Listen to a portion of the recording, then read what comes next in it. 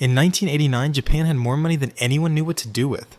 Their stock market was the second largest on Earth, their factories never stopped, and their car engineers had just been handed unlimited budgets. So they asked one question: how fast can we actually go? What they built next became the most legendary cars in history. So legendary that the Japanese government eventually banned them from being honest about how fast they were. I'm Golden Ratio Garage. This is the JDM Golden Era. To understand these cars, you need to understand the money behind them, specifically the most insane economic bubble in modern history. In 1989, Japan's GDP was second only to the United States. But here's the number that will break your brain. Tokyo's real estate alone was worth more than all of the United States combined. Japanese car companies weren't competing for profit, they were competing for pride. If your rival dropped a better engine, you didn't match it, you went further. Toyota doubled R&D. Nissan raised it again. Honda was building Formula One technology for the road. Mitsubishi was inventing all-wheel drive systems that didn't exist anywhere else on Earth. This wasn't a car market. This was an arms race. And out of that arms race came three machines that would define not just a decade, but an entire global car culture that still exists today.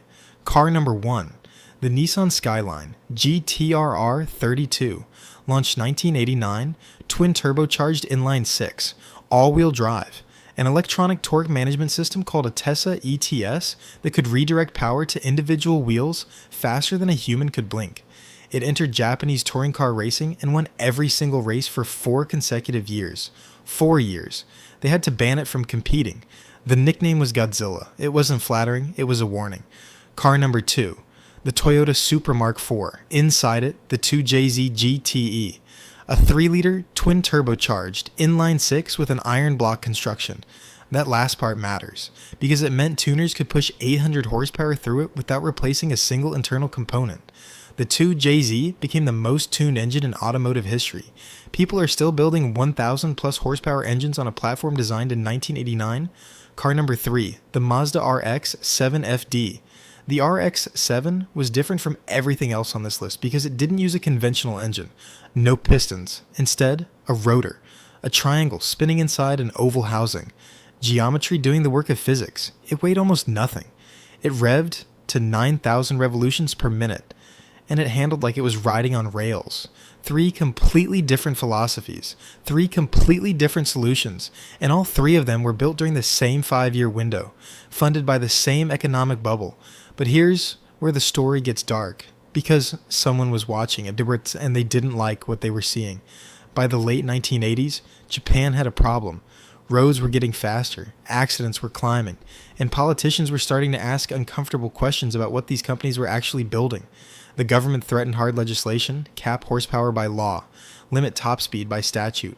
The automakers had a choice: accept government control or find another way.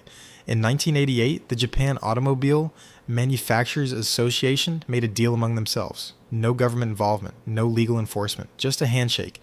The terms: no production car would officially exceed 276 horsepower, no car would be marketed above 180 kilometers per hour.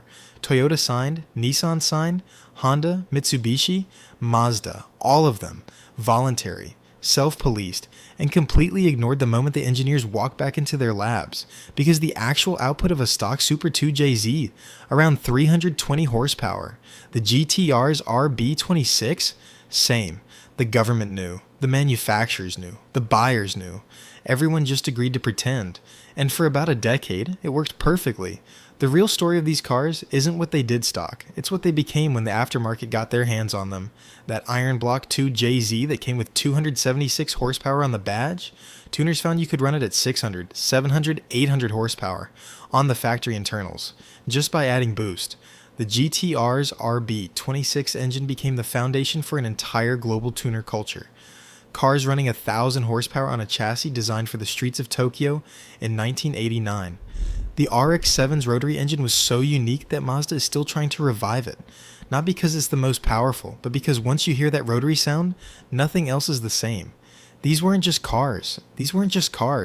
They were proof of what happens when engineers are given money, pride, and the freedom to solve a problem that doesn't actually need solving. And then, almost as quickly as it started, it was over. But here's what the numbers say today. A clean R32 Skyline sells for $60,000 in the United States. A stock Supra hits six figures. The RX-7 FD is one of the most searched cars on every major auction site on Earth. The car is built under a secret agreement during a bubble that couldn't last, with engineers who were told to lie about the horsepower. Those are the ones that became legends. Because the JDM golden era wasn't really about horsepower numbers. It was about what engineers can create when cost is no object and the only competition is each other's brilliance. That window is closed, and it is not opening again. I'm Golden Ratio Garage. If this hit different, subscribe. We do deep dives like this every week.